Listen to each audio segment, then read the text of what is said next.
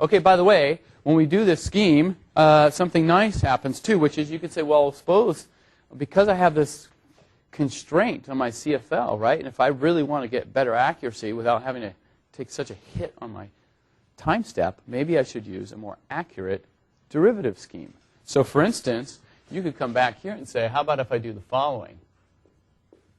I will take the same equation, and instead of using a second order accurate scheme, I'll use a fourth order accurate scheme. So this is what it looks like.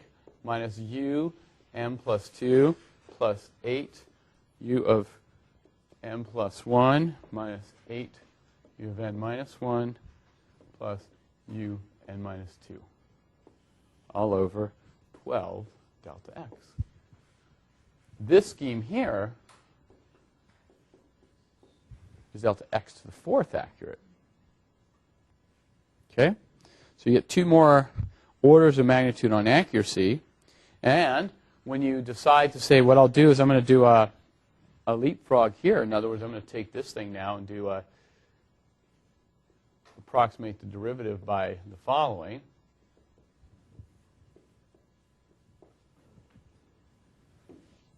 So I do a central difference, still just second order accurate. Then what I'm going to end up with is what's called leapfrog 2, 4. The 2 meaning it's delta t squared accurate in time, delta x4 accurate in space. Now let me write that one down here. So that's going to give you a scheme. U of n m plus 1 is equal to u of n m minus 1 plus lambda. There's your CFL. 4/3 u m plus 1 minus u n minus 1 m minus 1 over 6 u m plus 2 minus u n minus 2 m.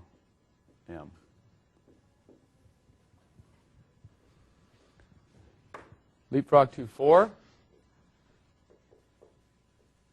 And by the way, for leapfrog 2, 4, it's stable for lambda less than or equal to about 0.7.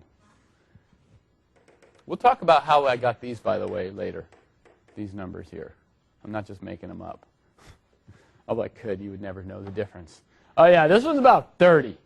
Yeah, what's your favorite number? 50? Oh, right, it's 50. Okay, so there you go. This thing is accurate to this. And notice, then, this is a smart way to do things because this still allows you to take bigger step sizes for prescribed accuracy. Right? So let's go back to the example. If I want 10 to the minus 6 accuracy, okay, let's do easier numbers. Suppose I want 10 to the minus 8 accuracy, right? And 10 to the minus 8 accuracy here would require delta x's of 10 to the minus 4 and delta t's of 10 to the minus 4. Okay? You're going to take a long time to solve that code. 10 to the minus 8 accuracy here would only require delta x of 10 to the minus 2 and then delta t's of 10 to the minus 2. Okay? So this is going to be 100 times faster if you use this for the same accuracy. So this is why when you start judging what should I do with my code, you've got to start thinking this way. This here for an accuracy is 100 times faster. Okay? At least if you're doing 10 to the minus 8. Okay? All right. Let's keep going along with this idea, because I'm just going to let me count the ways you can solve the simplest equation ever, the one-way wave equation. And we've done 3 schemes so far.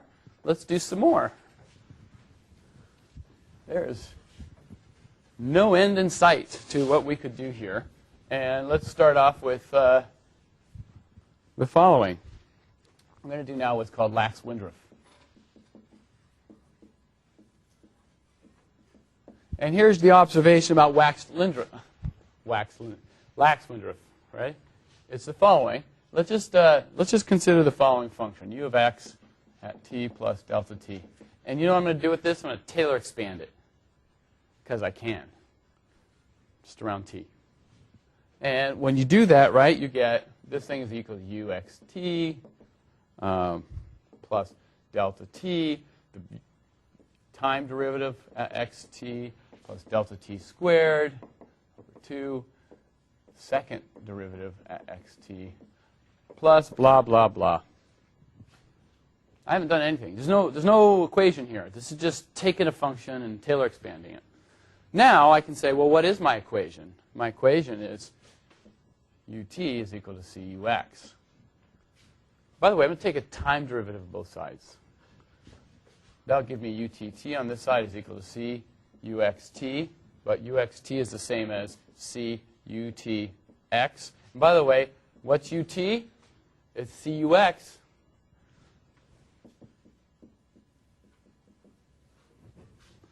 A little observation for you.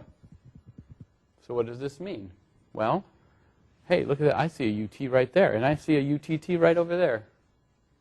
I'll just plug this guy into there, and I'll plug that guy into there. And notice what it does. My solution in the future, t plus delta t, is what it is right now, plus stuff. I just came up with a scheme. See that? See how that worked? You could just keep doing games like this all day long. I know you want to.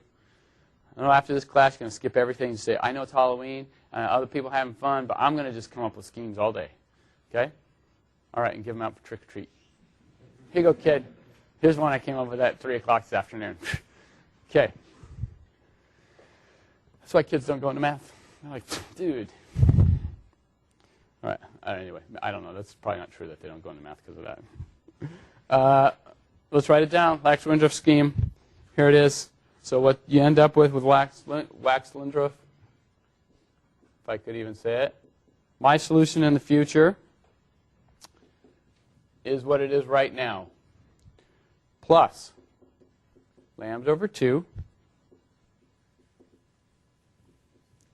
I want to point something out about this that's very important, because Lax-Winthrop is actually a pretty famous scheme.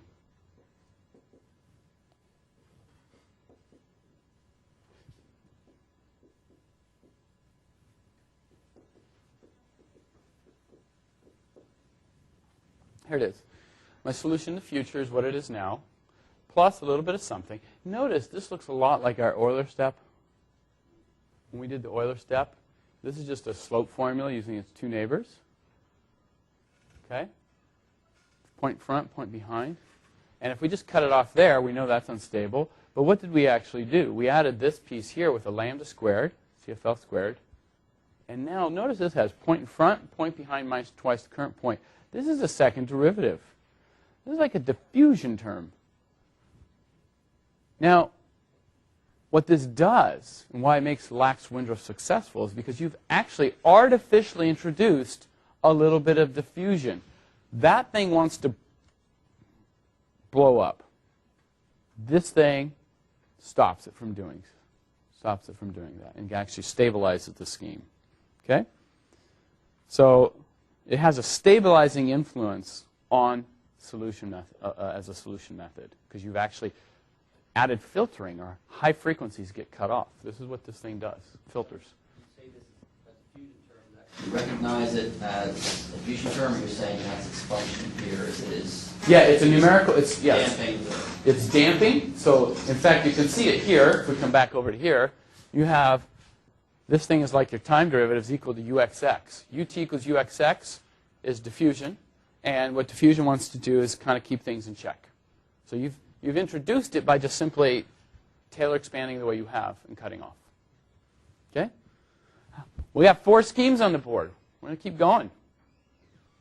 Okay? So remember, accuracy and stability.